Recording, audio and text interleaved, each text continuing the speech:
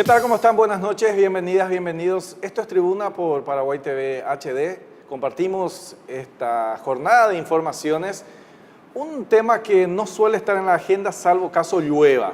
Vamos a ver de qué tema se trata y quiénes son nuestros invitados, porque también queremos hacer un repaso rápido de las informaciones que se hicieron noticia en esta jornada. Oscar, ¿cómo estás? Buenas noches. Muy buenas noches, César. Buenas noches, Gloria.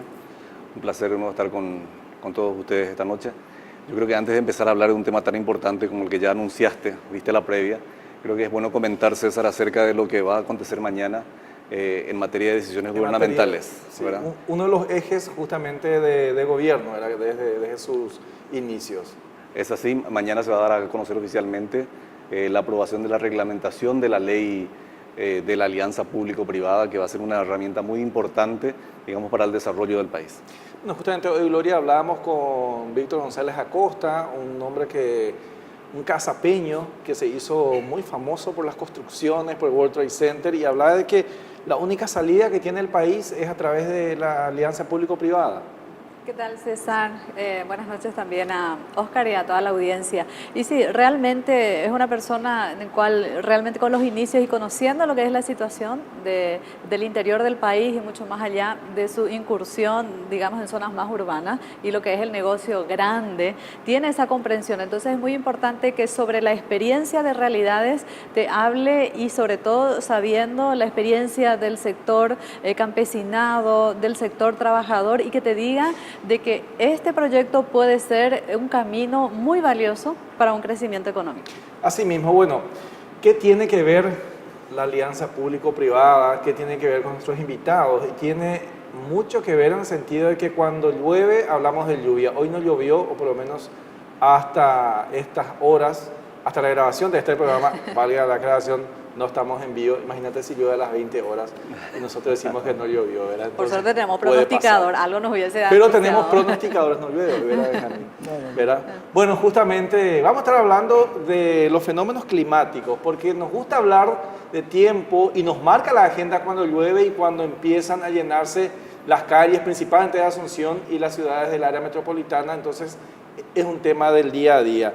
Tocamos y vimos la agenda de que no lloviera para hablar de lluvias, porque es un tema que a veces se cree que solamente corresponde a los ambientalistas, pero debería estar en nuestro día a día. Justamente por eso le presentamos a Julián Báez, es director de meteorología de la DINAL. ¿Cómo está, Julián? Buenas noches, ¿qué tal, César, Oscar, Gloria, Benjamín? Un gusto estar con ustedes aquí. Igualmente, y un compañero de mucho tiempo de trabajo, de muchos de nosotros, tuve el gusto de compartir con él en Canal 13, Gloria también, ¿verdad? Benjamín Grassi, director de la carrera de Ciencias Ambientales de la Facultad Politécnica. ¿Cómo está, Benjamín? César, buenas noches. Oscar, Julián, buenas noches para todos. Realmente estar acá contigo me trae recuerdos, esos recuerdos de aquellas épocas en que hacíamos televisión unos años atrás, donde la meteorología empezaba a ser diferente, digo yo, porque la meteorología comenzaba a contar con herramientas nuevas, aquellas herramientas que le otorgaba una televisión cada vez más moderna. Así que es un placer estar aquí con ustedes. Todavía recuerdo cuando se recibían en fax los materiales, ¿verdad? Y eso que no es tan antiguo. Antes, más antes, ¿cómo habrá sido? ¿Cómo se recibían los pronósticos? Y creo que eran con señales de humo, con tambor. O telex, inclusive, ¿verdad? No hables de cassette, por favor, no hables. Realmente esa fue una época muy interesante, porque la meteorología tuvo que pasar por esas etapas para volverse un poco más dinámica. Justamente la meteorología, saliendo un poquito del libreto, un poquito de historia, se retrasa en el avance porque la tecnología era muy frágil, las comunicaciones eran muy lentas. Cuando eso se transforma, cuando aparecen las computadoras y las comunicaciones se vuelven mucho más rápidas, ahí también avanza la meteorología. Inclusive también, es simplemente como un detalle, antes era tomado como una burla de decir, fulano hace el pronóstico significa que va a pasar lo contrario, ahora no.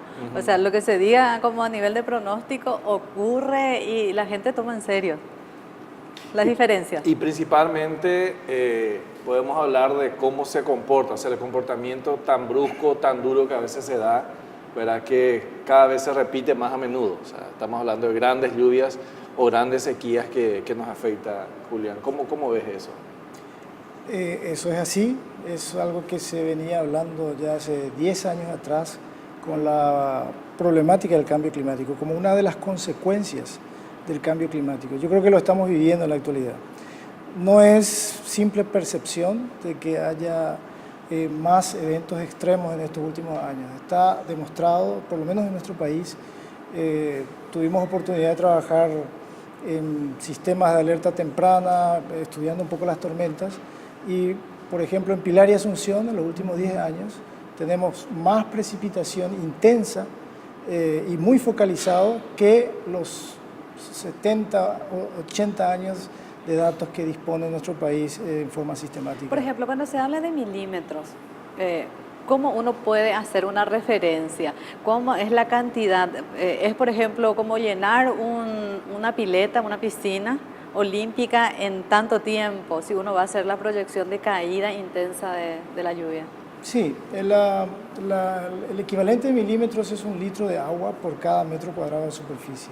Es decir, si caen 220 milímetros de agua en 5 horas, como ocurrió recientemente en el aeropuerto Silvio Pettirossi, es equivalente a 220 litros de agua en 1 metro cuadrado de superficie. Si multiplicamos eso por el área, póngale apenas 10 metros o 100 metros o 1 kilómetro, estamos hablando de un número muy grande de volumen de agua. Entonces es demasiada agua en poco tiempo. Y eso es lo que se está observando en los últimos años. ¿Y cuáles son los factores que han incidido para que se produzca ese cambio actualmente? Bueno, lo que los investigadores mencionan y documentan es el calentamiento del planeta, es decir, el aumento de dióxido de carbono trae como consecuencia mayor incidencia de radiación solar que queda atrapada en nuestra atmósfera, y esto por supuesto genera un aumento de temperatura. Si hay un aumento de temperatura, estamos produciendo un desequilibrio en todo el sistema climático. Y al producir un desequilibrio, yo siempre pongo como ejemplo nuestro propio cuerpo. O sea, si nosotros estamos con algún tipo de enfermedad, fiebre, lo que sea, hay una reacción como consecuencia de eso. Lo mismo ocurre con el sistema climático.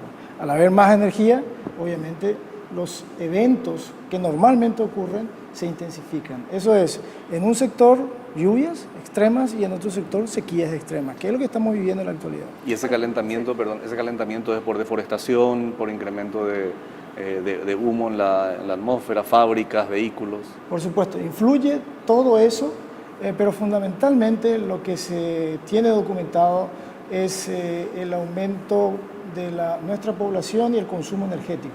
O sea, la producción de energía está basado fundamentalmente en la quema de combustibles fósiles. Por supuesto, la deforestación contribuye. Al haber una urbanización acelerada, como está ocurriendo en la actualidad en todo el mundo, se ve en nuestro país y también en el mundo, cada vez hay menos bosques y hay más urbes. Entonces eso genera cambios en el balance térmico, pero si vamos a ver las proporciones, realmente es la producción de energía.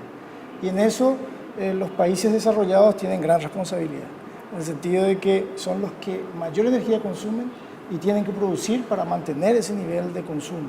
El impacto, pero quieren, lo disculpame, sí, quieren que los países menos desarrollados también produzcan menos. O sea, ellos quieren seguir con sus grandes producciones, o sea, que suelen ser los discursos, ¿verdad? Ese es el dilema hasta ahora y es el gran problema en las negociaciones de cambio climático. ¿Quién paga todo esto? Claro. Bueno, justamente antes de ir a lo que tiene que ver